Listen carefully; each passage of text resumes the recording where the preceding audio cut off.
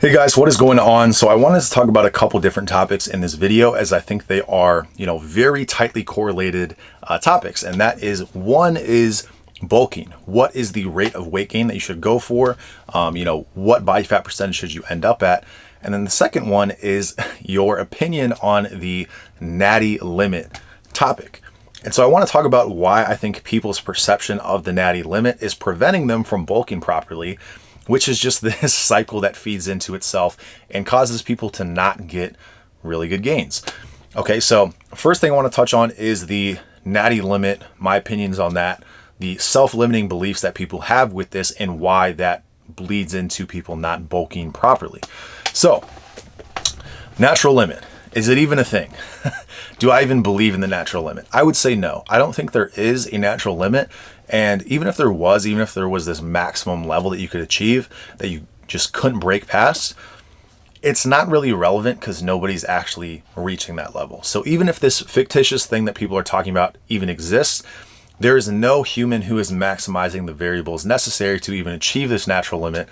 So, for all intents and purposes, no, the natural limit does not exist. Okay. So people might not be saying it in this literal sense of being like, this is my actual limit, because, people are basically saying there's a law of diminishing returns. And there's going to be a point where the results that you kind of are able to eke out after year 10, year 15, year 20, whatever it is, are going to be so minuscule that, that's basically your limit.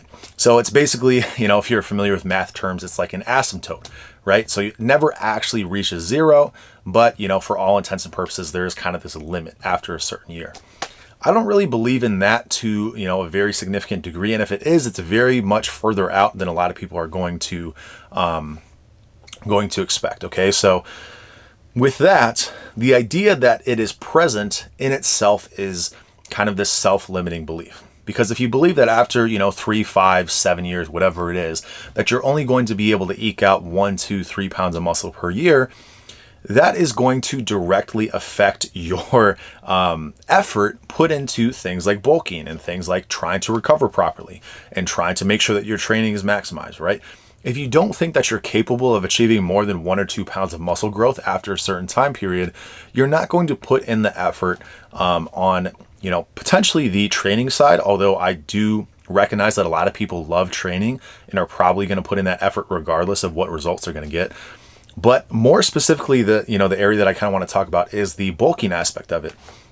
So I will show myself as an example. So there's a period in my life a couple years ago where I thought that I was approaching my natural limit.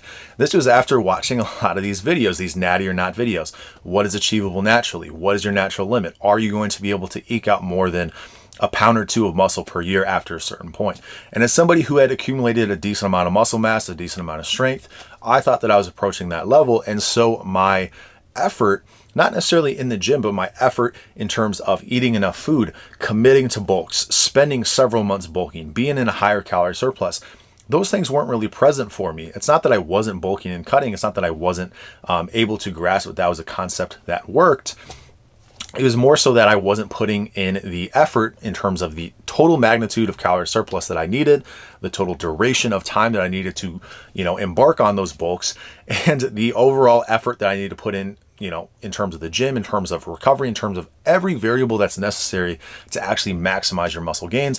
I was not in the mindset to think that I was going to make much of a difference one way or another. And I can look back on that now and think that that was my perspective.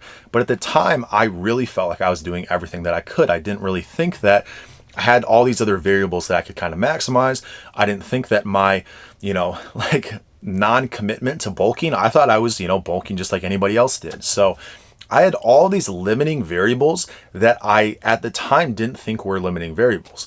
And so I had this perception in my head that I was approaching this natural limit and that I wasn't going to be able to break past that. And thus my effort on all these other variables, in the back of your mind, you're thinking, how much does this thing that I'm doing really even matter, right? How much is this even going to move the needle if all I can expect to gain is, if I'm lucky, 2 pounds of muscle this year, but more likely than not, I'm going to gain 1 pound.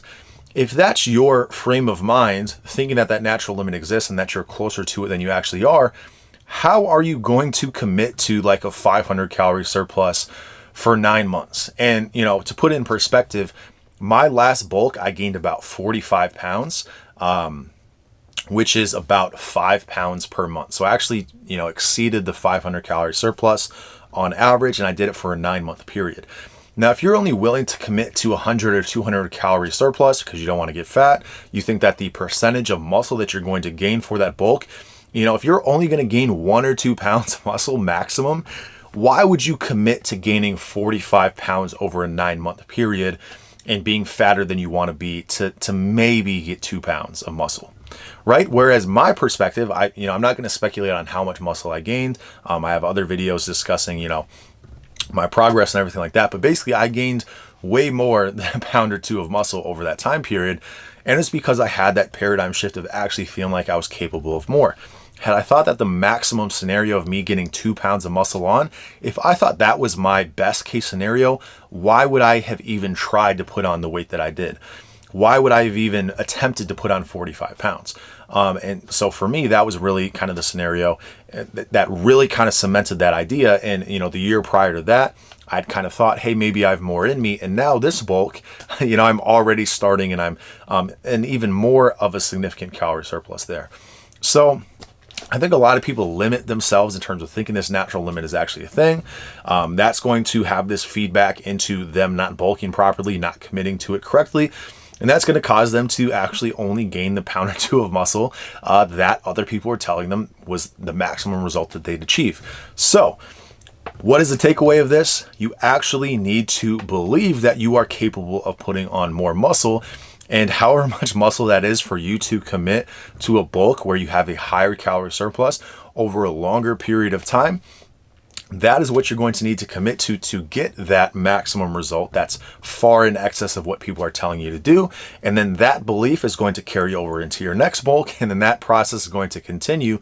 And you're going to keep having that mindset that you actually are capable of more. This is going to make your bulk much more rewarding because you're actually able to commit to the process of putting on more weight. That's going to give you more muscle gain in turn. And having that belief in yourself, that's really the X factor. It is literally your mindset that's preventing you from even going for that higher level. So, the saying, if you shoot for the moon, you'll end up among the stars, whatever that saying is. The point is that if you think that the maximum that you can achieve is so low, you might not even gain anything with that mindset. And your bulk is not going to be as aggressive. The way that you approach your recovery, the way that you approach your diet in general in terms of macro and micronutrient intake, the way that you factor in your stress, your cortisol, thinking that these variables are going to actually have a difference in your life. If you don't believe that those things are going to move the needle to any significant degree, you're not going to care as much, right?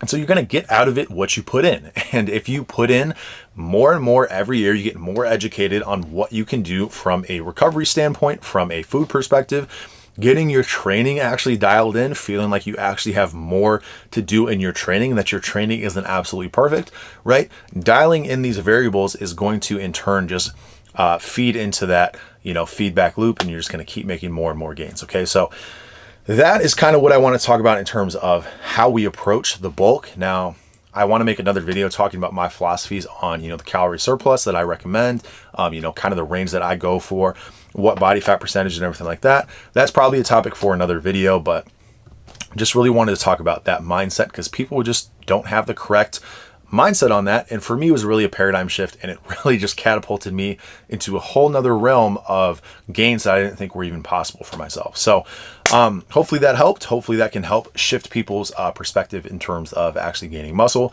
And, hopefully you realize that the natty limit is this fabricated thing that makes people feel better about their lack of progress. So anyway, that's all I got to say about that. I'll keep you updated, and I'll talk to you soon.